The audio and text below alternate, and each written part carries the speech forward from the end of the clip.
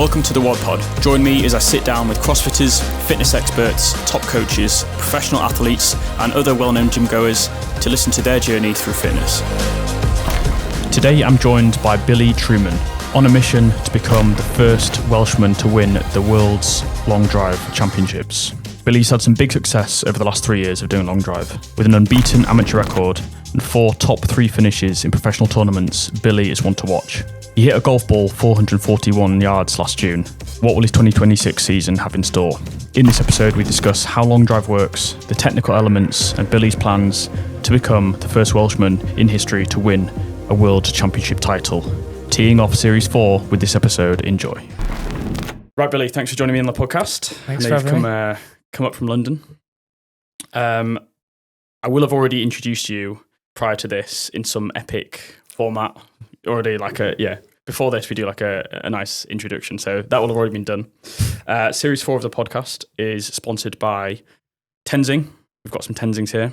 WOD Powders, we've got the lemon lime electrolytes, and also OnYa clothing. So OnYa is it's a really good online merch store, and they basically customize stores for gyms, businesses, corporate things, and they've actually done one for me, which is kind of like off-grid, but I've got loads of different things. I've got some new sleeveless tees, but I didn't know whether you're a large or an extra large, so I was like, I'm not going to chance it and offend you. I'm just going to wait, and then you can pick whichever you want. So we've got a few like WOD Powders ones, we've got the WOD Pod ones, some quarter zips, which are quite nice.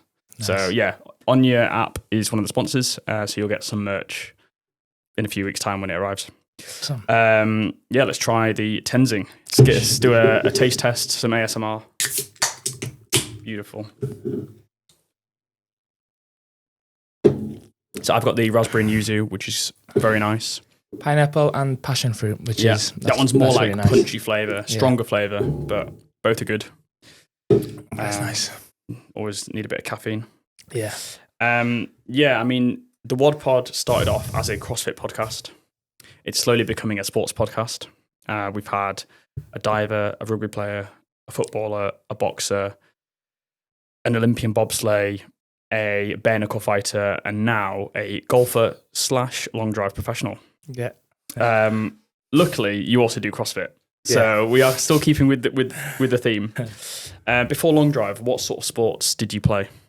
So started playing golf when I was about 10 years old, and pretty much just committed to golf all the way going through. I tried like rugby, football, was okay at them, but I just knew my passion was golf, so stuck at that. At 10, were you tall for your age? Or I probably was quite tall. Okay. Yeah, just tall, slim.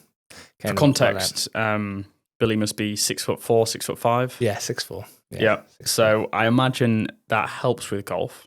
Yeah, it does. Definitely. Like the long leverage definitely helps. Which could be a reason why I don't play too much golf, but we'll come on to that. So predominantly golf from the age of 10, like competitively or just for fun? Yeah, so I played just like pretty much every day with my mates growing up, and then when I was about 15, I wanted to try and represent Wales, so I was going up to Cardiff weekly to have lessons. We'd have like training days at Celtic Manor and stuff like that, and wanted to play for Wales. Luckily, I played for Wales under 15, 16 and under 18s then, and I thought, this is going to be my career now. Okay, so... And then I just fell out of love. Right. Fell out of love when I was about, 18, 19. I mean, that's young age-wise to be going into golf at the pro level, but you've also played it for 8 years at that point. Yeah. So doing anything for 8 years, you've got to absolutely love it. Yeah, I'd say I just lost like the fun of it. Like I wasn't playing with my friends as much. Yeah. I was going up for like training camps with other people that were taking it really seriously, and I got a bit bored, possibly overcoached, and just fell out of love. So I suppose that then leads on at 18. Did you have a proper break from golf completely? Yeah, so I pretty much stopped golf, cancelled my memberships, and then I went to university, and that's when I thought, what's next? So I got back into rugby. I signed up for an Ironman Wales with my dad and then brother-in-law, and that was like the next year, sort of training for that. yeah, managed to complete the Ironman, and then did another year or so of rugby, and then I tore my ACL. So that was Talk to me about the Ironman. It was. It So was in I didn't know you'd done one. That's pretty epic. Remind me of the distance. Was it full Ironman? a full Ironman. Yeah, Yeah, so so, you- it's in my hometown, which like Ironman Wales Tenby. So I felt like obliged. I had to Well, yeah. do it. Yeah, literally. So my dad did it a few years, 2 years before me, and then he wanted to do it with me. And yeah, Moritz as well signed up, so we got stuck in. So your dad's, what's his background in terms of like? Just a PE teacher. He Right, played okay. rugby for Welsh schools growing up, Yep. and then he had too many injuries, and he stopped doing it. Then. Ironman, pretty epic. Yeah. So what was the distance? So it was a 2.4 mile swim, and then 110 mile bike, and then a marathon. And what was the worst part of it? Probably not very good on the bike, to be honest. It was 8 hours sat down on a saddle, not comfortable, really hilly. Yeah, I'd say the bike was probably the worst. Like the running through town, you know everyone. It's like a great buzz. Yep. Whereas on the bike, you might not see anyone for like 3 hours, and it's just pretty lonely. Yeah. And swimming wise, like obviously long levers Yeah. helps. Yeah, so luckily I grew up doing a bit of swimming, so swimming wasn't like the main focus of my training. Cycling was just because I was really weak, like lower body, needed to. I mean, nobody likes sitting on a bike for 8 hours and training. You have to train for 4 or 5 hours on a weekend, which just takes up so much time as well. Was the swim in open water? Yeah, it was in the sea. Luckily, it was pretty calm. It was all right. Like there were years where it was really bad. I'm not going to sit here and say it was the worst swim ever. But it was all right. I was tempted to maybe consider one, but I don't know. I think If you got that temptation, you should definitely just commit, I reckon. I need to get a bike, back on the bike. I think that would be the same as you. I think swimming I'd be all right. I've done a few open water swims. Yeah. I did 52k around the Peak District with absolutely no training last year. Nice. There was elevation of 1,300 meters. If it came to it and I'd already done a swim and a bike and all I have to do is keep running to complete an Ironman, I know I'm mentally fine. Yeah, that was it. For me, it would then be 8 hours on a bike's a long time. Yeah. Like if you did the bike and the swim within the time frame, you have like 6.5 hours to do a marathon, which is you could walk in theory, couldn't you? Yep. Which I pretty much did. Yeah. So was it one and done? Never, one and done. Yeah. Never again. Not even. No, some of my friends are doing it now, and it's not tempting. Nah, at all. you just tick that off. Literally ticked it off because it was in my hometown, and that was it. Yeah. So yeah, obviously you're from Wales. I imagine you've got some pretty nice golf courses. Yeah, a couple of really nice golf courses, which I'm members at. Which is your favourite? I'd say Tenby at the minute, Yeah. just because that's where most of my friends play. That's where I'd play on a Saturday with them. And yeah, it's just good social Saturday. That's my golf is like, I do that socially now, whereas long drive I want to do professionally full time. This podcast is sponsored by WOD Powders, who now sell their clear whey protein in both tubs and travel sachets. If you've tried those thick protein shakes after a workout, this is your new upgrade. The WOD Powders clear whey is light, refreshing, and causes no digestive issues. Ideal for after a WOD, perfect for on hot days training, and packed with the protein you need to recover. Order yours today with code TOM15 for a 15% discount from wodpowders.co.uk. All right, back to the pod. So, university, what did you study? Sport and PE. Which leads into your PT? Man, lead into like PE teaching. So okay, I finished university, went to teach for 1 year and just realised I didn't really like kids. So I left. And then thought, I'll just teach adults instead. Yeah, pretty much. When my Moritz opened up a CrossFit gym and I just started training there, started coaching there, and that's where I was. And I loved it, to be fair. Yep. So yeah, shout out Moritz and CrossFit Pembrokeshire. Yeah, CrossFit Pems.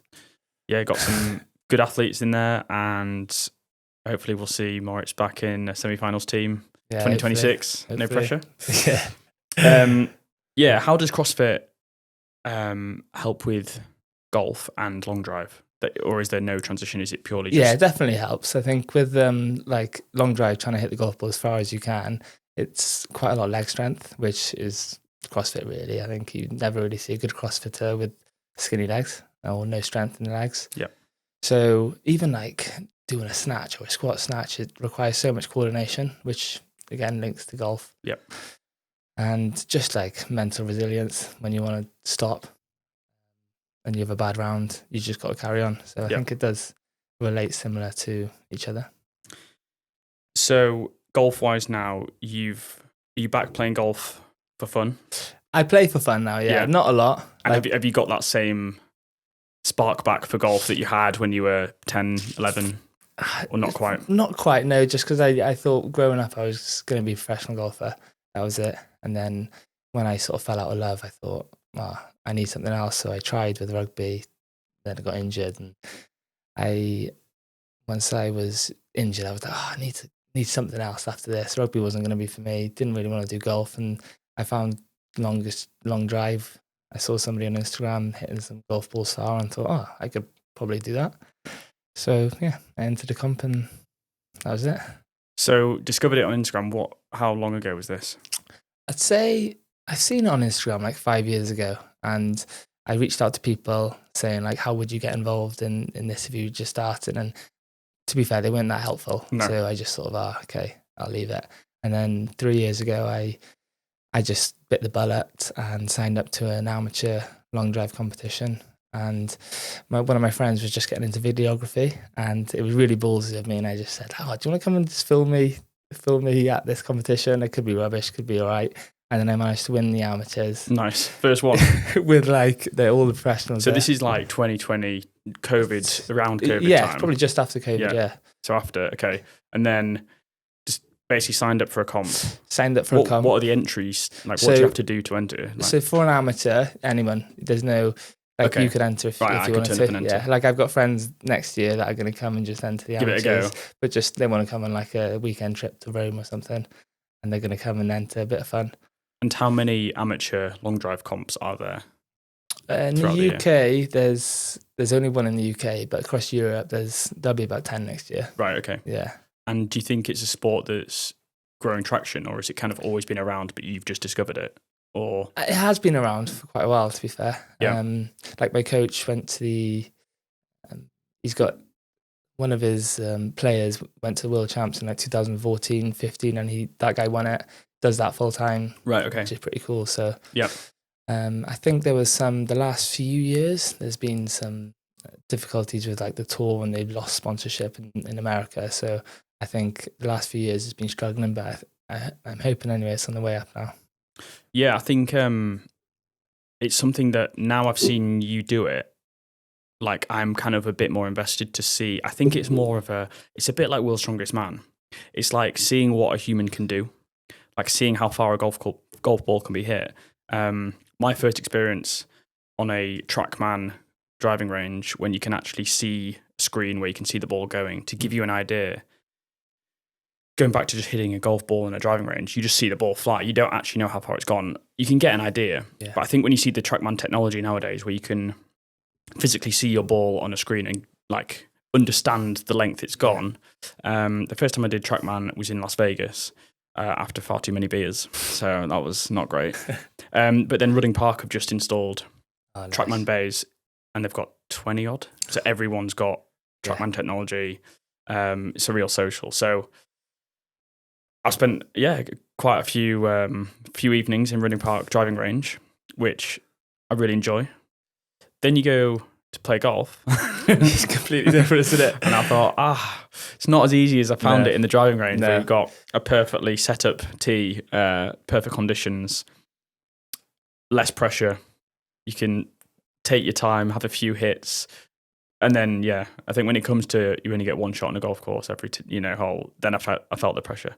Don't get me wrong, I like golf, but I think I started playing a bit too late. So all the people I'm playing with are way better than me, which then is a bit demoralising. And also, I've played enough golf to understand how much golf I need to play to get good at golf, if that makes sense. Yeah. Which, don't get me wrong, I'm sure in 20 years, it'll be a perfect sport along with paddle, Yeah. Paddle 50 plus when I'm playing paddle and playing golf, that'll be great. But I just can't justify sacking off CrossFit and High Rocks for... Yeah, another hobby, isn't it? Yeah, another one which I'll just end up being pretty medium at all of them, which I don't really like. So if I was to get good at golf, I just know how much would be involved. But going back to kind of long drive, I think seeing how far a ball can be hit when you understand how far you can hit it on your own. Like if I hit a ball 250 yards, I'll be happy. When you're hitting 440, I'm like, the level of that is insane. So I think it is really interesting to watch from a spectator point of view. So I do think the sport will probably continue to grow. What does your long drive training look like now, and how does that compare to when you first started? So what? When you first started doing long drive, were you literally just rocking up, hitting a ball, or pretty much? Yeah. So I bought this just random long drive club off the internet, and I just started practicing with that before the amateur comp. And there was another comp out in Germany, and I just thought, do I really need to go out and do another amateur one where you're not going to win any money? So I just reached out to this coach and been working with him for a few years now. And he just told me to focus, enter big off season and just enter all the professional comps. So did that last year was my first full year. And I've done 2 years actually. 24, 25? Yeah. So 23 you entered your amateur? Yes. And did you only enter one amateur? One amateur, yeah. Because I thought I'd save money going out to Germany. Yeah. I won the amateur, so I felt like I didn't need to do any more amateurs, if that makes sense. Yeah. All right, legends, pause for a sec, because I have a game-changing brand I have to tell you about. The OnYa app is a complete merch solution from design to production to fulfillment. Forget having a gym full of merch or being out of pocket for bulk orders, which impacts cash flow. You don't have to lift a finger. OnYa handles all the fulfillment. Your members simply place their order online and they'll ship directly to them. Contact Dan from OnYa to get set up with your very own personalized merch store for your business today. Visit the website onyaapp.io for more details. In terms of the club then, how much do they differ, like a driver to a long drive club? So they are the longer. So the longer, more whippy. So they're kind of like a fishing rod, the closest way to explain it. It's ladies flex. Yeah. So really whippy. Yeah. And the loft is 4 degrees, whereas a normal driver would be 10 degrees average. But we turn it down as well, so it's 2 degrees loft. So it's kind of just like flat. Almost flat, pretty much. But then the tee would be like the height of this Tenzing, and you're just trying to hit up in it. So I suppose it's to get that perfect angle. Yeah. Okay. And in terms of training now, like, is there loads of data involved? Like, how technical has it got versus when you started? It is really technical, but I try and just keep it simple. I try and focus on the main things that are going to improve so that I can compete against the others in America, which would be just getting quicker and then trying to hit the ball straight. Like, you obviously got to hit the ball far, but if the ball's not in fairway, it doesn't count. So my mum plays golf, and I told her that I've got a long drive golfer, and she said, well, I said, like, have you got, what questions have you got? And she said, obviously your goal is to hit it as far as possible, but how accurate are you with where you hit it? Like, is it a case of it's just going in that direction, or can you be accurate with your shot as well? I'd say it's not that very accurate. So if you entered a competition and it was me against you, we get 6 balls each, and it only if you get one of them in play and I hit it further than you, I win and you go home. So you get 1 in 6 shots. So you get 6 attempts, and it's basically your longest drive of the 6. Yeah. And you could... But the longest has to be in play. So it has to be within the fairway. Okay, fine. Which makes it difficult anyway. So have you ever had a ball... that doesn't go out, doesn't go in.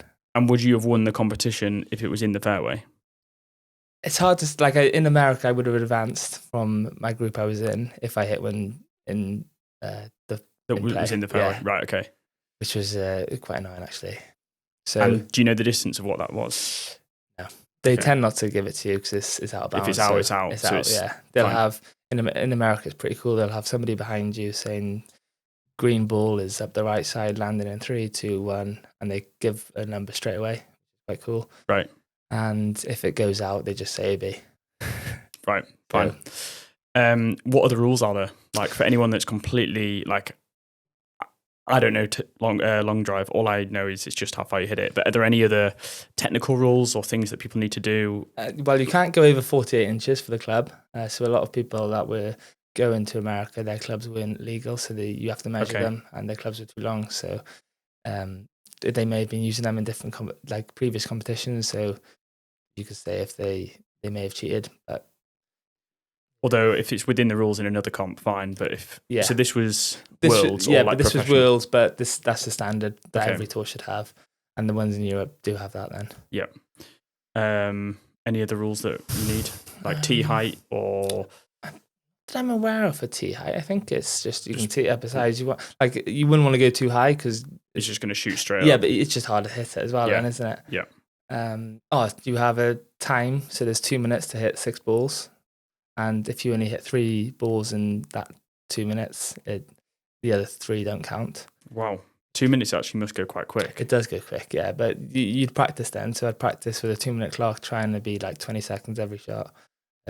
Stand behind the ball. Wow, that adds a lot of a different dynamic to it because it's actually hitting under pressure and you kind of don't have enough time to reset between the shot. And if you have a really bad shot, it gets in your head then. Yeah. Which is why, like, everyone knows, everyone that kind of does long drive has a back running goal. So they know how to hit the ball straight. But when you've just hit 4 out of bounds and you've got 30 seconds left, you're behind time, pressure ramps up, you're struggling to put the tee on the ball on the tee because your hands are shaking.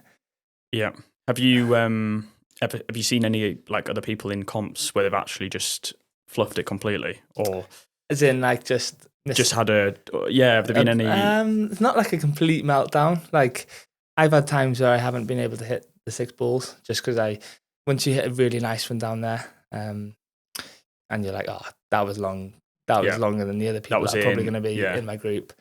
So you take it a bit easy, but you wouldn't want to do that. Like I don't recommend doing that. It's just. I suppose it's your 6 shots are like you keep going until you get one which goes, that felt good, that went far, and it's in. Yeah. Job done. Yeah. Like it's almost a case of you just need one in there. Yeah, it is. But when you've hit 5 out and then you've got 10 seconds and left, you've got one more. You've got the crowd saying like, come on, hit your ball. And you're there shaking like a leaf. Yeah, I can imagine. Yeah, it's not nice. Okay, a quick break. Now, if you do functional fitness, high rocks, CrossFit, or some form of hybrid training, then you need to try WOD Fuel. WOD Fuel is a unique blend of carbohydrates, aminos, and electrolytes to keep you fueled for your daily workout of the day. It uses clustered dextrin, also known as cyclic dextrin, a unique carbohydrate source that digests quickly in the gut. No caffeine, no crash, just a reliable energy source that tastes delicious. Available in tubs or sachets from wodpowders.co.uk. All right, back to the episode. Yeah, in terms of what makes the ball go that far, is it strength, power, or is it technique? I'd say it's both. Okay. Honestly, like there's one player who won last year 3 times in Europe, like the best technique swing ever. But he doesn't have the speed if he wanted to go out and win in America, which he knows. He said he's just probably not quick enough to win out in America. So he's got the power. He's got the technique. Yeah. Got it. He doesn't really like the gym, doesn't want to train. So that's fair enough. Right. Okay. So that's where it then comes down to having power, strength, and the then speed. Yeah. Yeah. So there's a lot of like speed training, which would be going to the range and just hitting the ball as hard as you can, trying to get 1 miles per hour quicker. Yeah. Every couple of weeks. What sort of speed, swing speed, are you at? Do you know? Like, yeah. So that's all I monitor really is club speed, which would be my PB now is 152, which would be like the fastest swing ever, like my fastest swing ever. But in the competition, that would probably be like 146, 147, just because.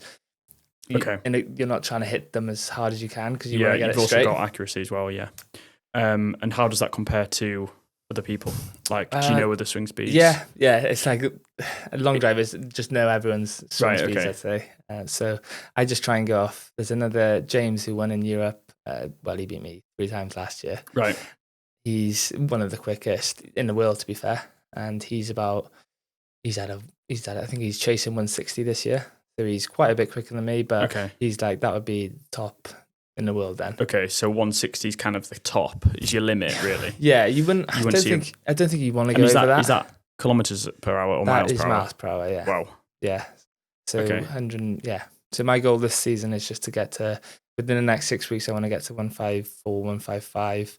And then you can slow it down and try and get a quicker ball speed then, which is another, I don't want to bore you with ball speed. Yeah. No, it's all good. In terms of the transition from golf to long drive, were there anything that you picked up in golf that was like negative towards long drive that you've had to kind of unlearn or do differently with the way you hit the ball? Definitely a few things I've taken from the golf would like in a positive direction. Yeah, in a positive way, which would be like routine. Routine's massive. So say we got 2 minutes to hit balls.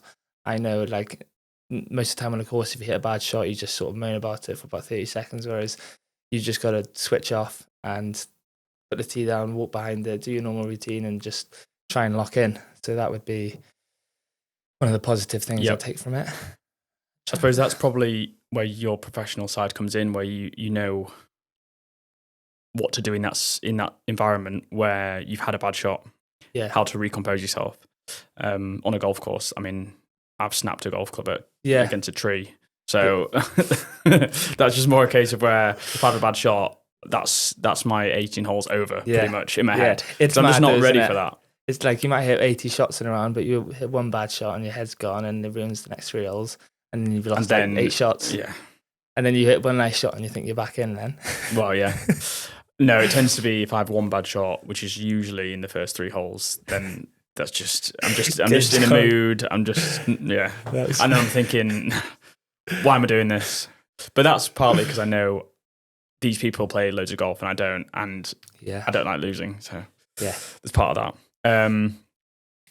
But yeah, I suppose it's the composure is probably one of the biggest things. Composure is massive, yeah. I'm trying to think of a negative thing. I'd say like you're just swinging it a lot slower, so you get used to trying to find the middle, trying to hit a nice shot shape, whereas sometimes you're just trying to hit the middle of the face and just, if you've had a bad couple of balls, you just want it to go straight. You're not thinking about too much, you just really want it to go straight. And obviously now you've done long drive and then you're back on a golf course. Have you had any like pretty cool moments from, I don't know, it must be quite fun to be able to hit a ball over, 350 on a golf course? Yeah. I imagine that's like, have you had other people that you don't know observe that and just be like, what the fuck? Yeah, if I played, when did I play? Over Christmas time, and I was with my friends who I normally play with, but I haven't played with them in like 6 months, and they just playing with them and their reaction. It was just quite cool. Yeah, I can imagine that's quite fun. But then, like, because you're swinging it faster, it's harder to hit it straight, so you're just losing a lot more balls. Yeah. But I know I don't really care. That's not my thing now. It's just a bit of fun. How far can you hit it? It probably is like just standard like 350 on a course. Okay. And is that? Yeah, I imagine that's the length of almost the length of most holes. So most of the par fours it is. Yeah, but because I was just doing so much driving, my short game's gone, which is like a big part of it. The main part, probably. So I don't want to spend time practicing. Similar to you, I don't want to spend time practicing when I'm not too. That's not your goal. Yeah.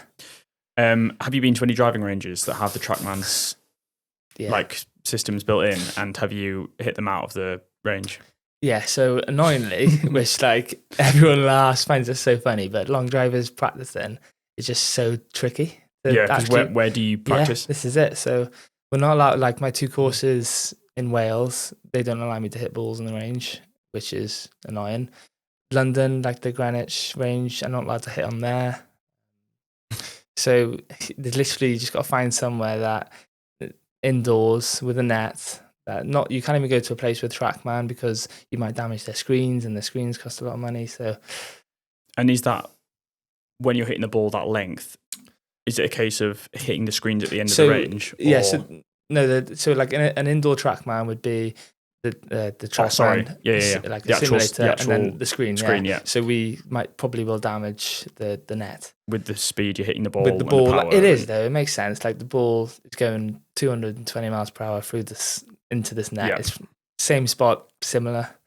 Over and over again, he's going to wear down. It's going to wear down. Eventually get through it. I don't want to break anyone's net, which they paid money on. So yeah, in terms of like outdoor because I know like there's trackmans going up into driving ranges. I just think like I've seen a few people on Instagram and TikTok where they go to a Top Golf, and they keep hitting it out of the netting onto like a main highway or road or whatever, and then they keep getting asked to leave. I just thought, if there's anyone that's likely to have done that, it would be you. I don't know if you've had that before. I try. So when I go to the Greenwich place, it always pops up on the machine like last one, or you're going to get kicked off. So I'll just, if I do go there, there's nothing behind. They're not going to kill anybody.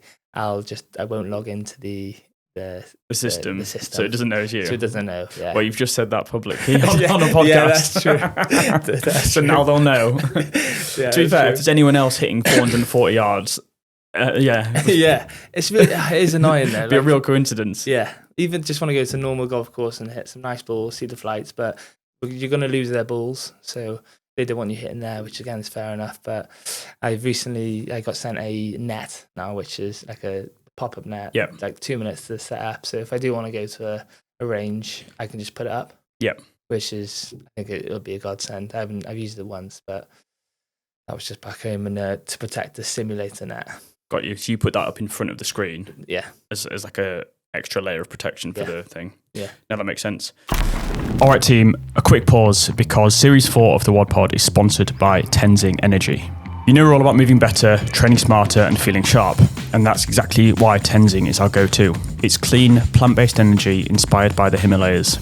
No artificial junk, no weird crash, just a smooth, natural lift. Whether you're hitting a WOD or just trying to survive your morning, crack open a can of Tenzing and feel the difference. As of 2025, last year, you obviously did your first pro tournaments. Did that give you a European ranking or a worldwide ranking? So that gave me a European ranking. So I finished last season second in Europe, which was pretty good. I was really happy. It wasn't really a goal though. I didn't really care about the rankings. I just wanted to win an event, which I didn't, which is annoying. I mean, consistent seconds and thirds. Yeah, that was it. Has to be. You got to still be happy with that. I was, because for two of the events I wasn't hitting it well either, so I just sort of like scraped through. Like had to. I knew I was hitting it bad even in the warm ups, and just managed to get to the final.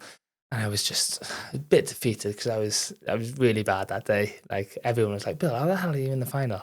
And I was like, honestly, I don't really know. I just sort of gritted through, got it done, and then lost in the final. But I knew I was in good stead going to the America then, which was in September. Hit it really well and just had two really bad sets where I went OB, and that was I got knocked out then, which was really annoying. I think you could probably say yes, it's nice to have a win, but going into a new season, you'd probably rather have a few more seconds and thirds consistently rather than like one win and then a few 40ths and a few 30ths. 100%, knowing that you're up there in the top three. Every tournament has to be kind of that's give you some confidence. That's where the confidence comes from. Like especially going into this season now, first competitions in April, and I'm only getting I'm just getting quicker every time I train. So hopefully next season I'll get a few more. So first one's April. Whereabouts? That's Rome. That's nice. Rome. So I got a few friends coming, and they're just going to enter the amateurs. And so is the amateurs on at the same time? Yeah, in the morning. Or like same? It'll be in the morning. Okay. And that's quite good. Yeah, it is quite cool. Just go there, get the vibe, and it's actually at a Ryder Cup course, which is pretty cool. Yeah, that is cool. And it's a weekend in Rome as well. Weekend in Rome, yeah. No, that's pretty good. Which professional competitors do you kind of respect the most, or take credit from, or knowledge from in your competitions? Like, is there anyone that you've kind of seen do really well, have a lot of respect for, or met any of them that have become good friends? To be fair, they're all like, there's quite a close knit of us, so we're all really good friends. Like I went to America with 4 boys, and we're all pretty quick, similar speeds, and got really close with them. But to be fair, James he won 3 comps last year. He's the quickest, he's the fastest, so you kind of want to see him win, if that makes sense. Because you know that the whole purpose is to hit the ball as far as you can. You want the quickest and the fastest person to win. Yeah, I suppose if on paper they're faster and quicker and have more strength, more speed, in theory, that person should win. Yeah. So if they don't, it's because they've either not been accurate or Yeah. they've had a bad day. Or, or like the fairway might be too small and it's really hard to hit down. So you want like a fair fairway, and you want the fastest person. In my eyes, I want the fastest person to win, because that's where the training comes in. Then you want to train to be quicker. Yeah, I suppose speed is obviously a big thing, but it sounds like the technique is also as important. Yeah. So I guess it's like anything. It's finding the person with the best average of all of it. Yeah. I imagine they're all 6 foot plus. That first competition I went to, I was blown away, to be honest. I thought like fairly big. Thought like everyone's going to be a bit smaller. All literally my size. Yeah. Like 100k, like all big. And I was like, wow, these guys, surely they're going to be a bit stiff. All just bomb it, like hit it miles, which is really, it was impressive to watch. It shows you that there is definitely a demographic for long drive, which you then fit. So it's probably a good thing in a weird way. Yeah. If they were all, I don't know, really absolutely jacked and smaller, and you might think, okay, am I at a disadvantage here? But the fact that you meet the exact criteria for a long driver is probably a good thing. Yeah. I did think that. I was thinking long levers, power, but you don't want to be too big where you can't get the speed. Yeah. So it's like a perfect combination of all three. So the speaking about like looking up to someone, there's Joe Miller, who he won the world champs maybe 3 times, I think twice. Okay. And he's one of my coaches players. And he was just so solid when he was one. Like he didn't miss a fairway for like 4 years, going over to like in Europe, didn't lose in Europe for a couple of years.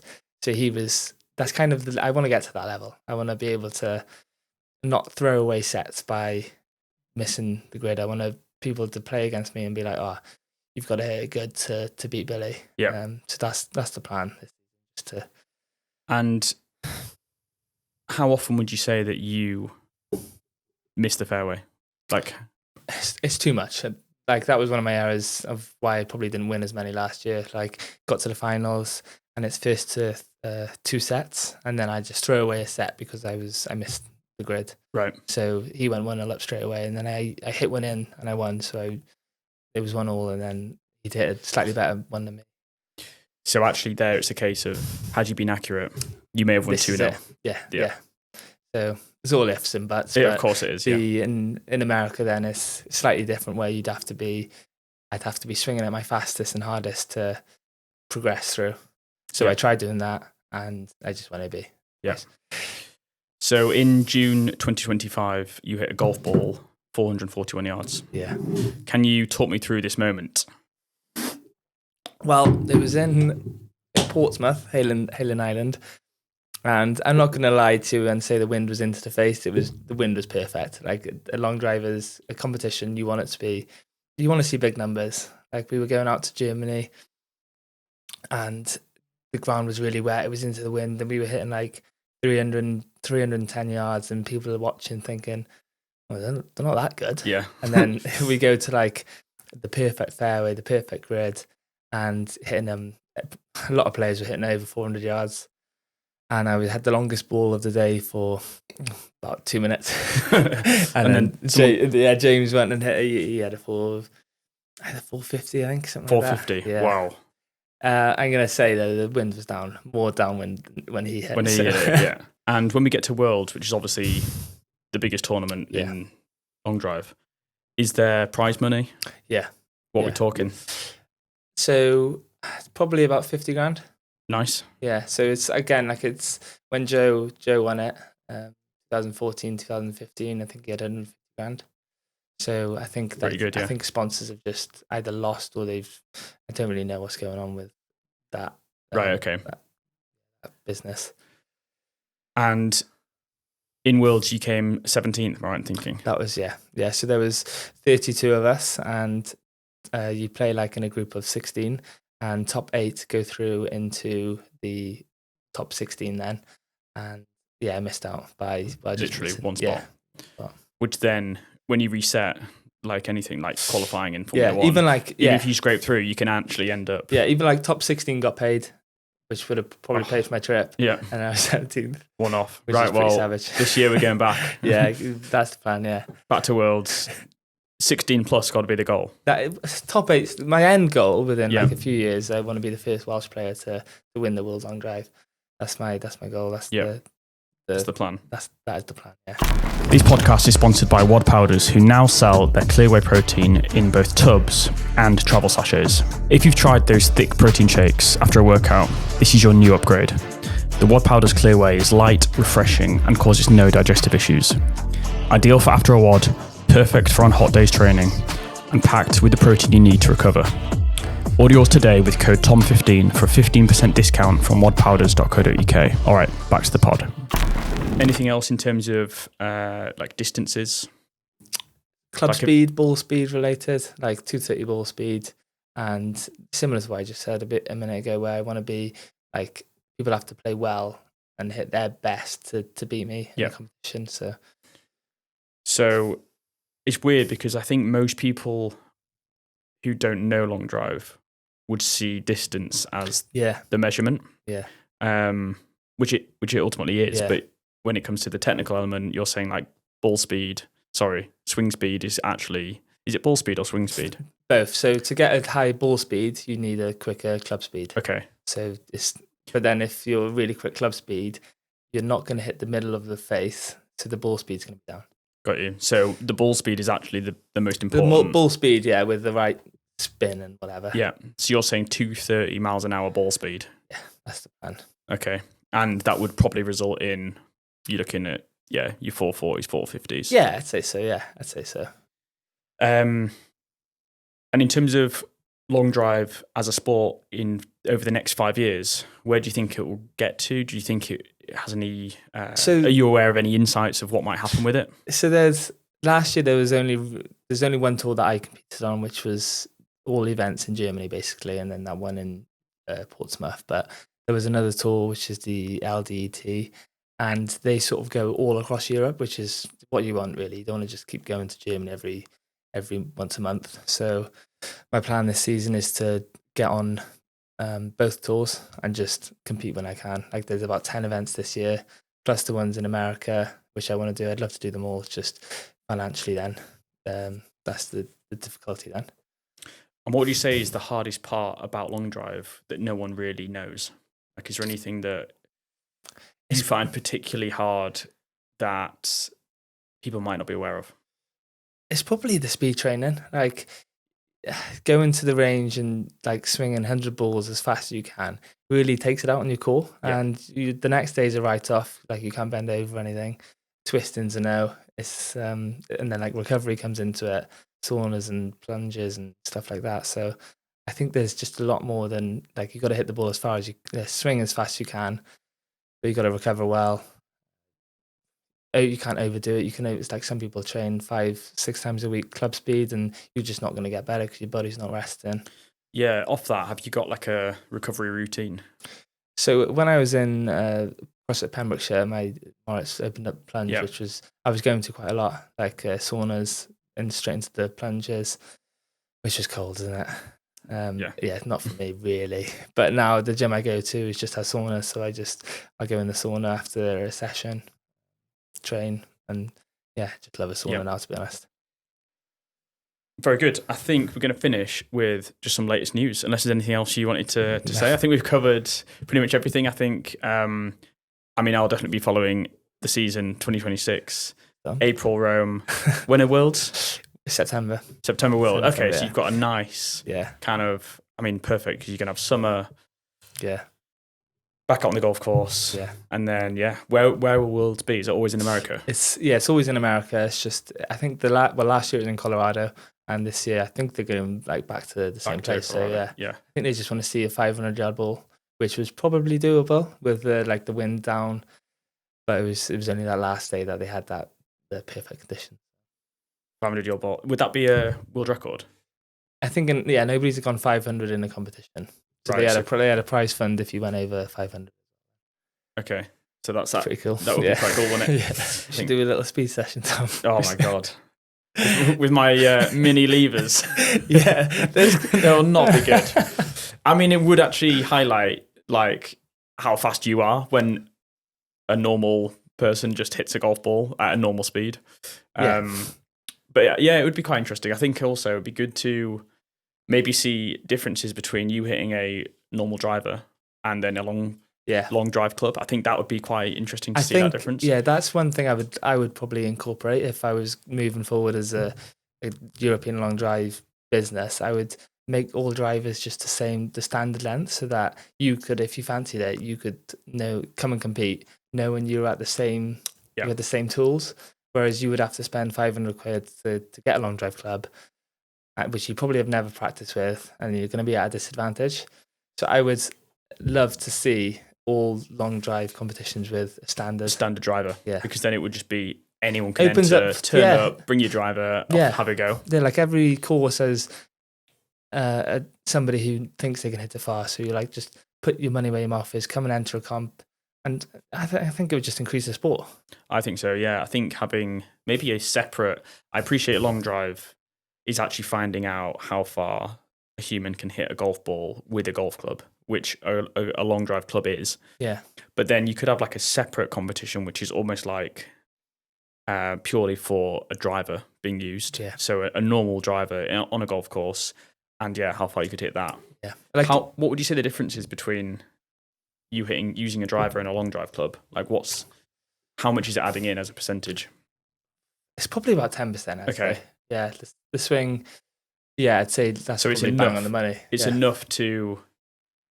You wouldn't want to turn up to a long drive competition without a long drive club. No. Pretty much. People do, and the first event last year, somebody got to the final and they used a normal playing club, but the wind was perfect for them. Like, it was downwind, so they were hitting that in the air. So it just worked out well for them, but that was just luckily kind of the conditions. Yeah. So basically, it limits your entry level to a competition because you've got to go out and buy a long drive club. Which like all the amateurs in the amateur events, they're all using standard playing drivers. So you see the numbers and you're like, oh, they're not that good, but like they are hitting with a standard playing driver. Yeah. So you could add 10% to their distances, pretty much. Yeah. Which might be good for people to know. Yeah. But I'm looking forward to seeing your 2026 season. Yeah. See how it goes. No more pressure, but number 2 in Europe. We've got to get number 1. We want to see a top 8 Worlds finish. Yeah, I think top 8. Once you get to top 8, it's anyone's game. Then it's just match play, and it's only 6 balls, so you could get lucky. Yeah.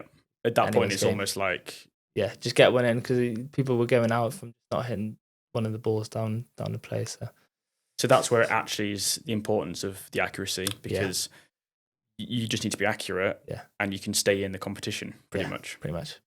No, really interesting. I'm going to finish with some news. WOD Powders have just launched their Clear Whey protein sachets. So I've got some for you to take. Thanks, Tom. Well, I know that you've used quite a lot of products from WOD Powders, but for you, I imagine convenience sachets on the go, traveling, going to Rome. You don't really want tubs of protein and tubs of pre-workouts. These would just go into my golf bag. Like this now. So that was the idea. Convenient travel sachets. So Clear Whey, we have also electrolyte sachets and WOD fuel sachets. So a mix of all 3. But I think the way the market's going is people want convenience. They want on-the-go nutrition. So these are brand new, just launched. And then we're also launching flavored creatine. Creatine, again, is just massively researched, in demand. Everyone's taking it. So we're now doing flavored creatine just to add some variation. So we're doing a strawberry flavor, blackcurrant flavor, and they will both be launching in March this year. So again, when we launch them, I'll send some your way. Billy, thanks very much for joining me. Thanks for Where can people find you to follow this Long Drive 2026 season? It's just on Instagram, probably. Yeah, I've just started a YouTube channel, which I'm trying to post just to share my journey.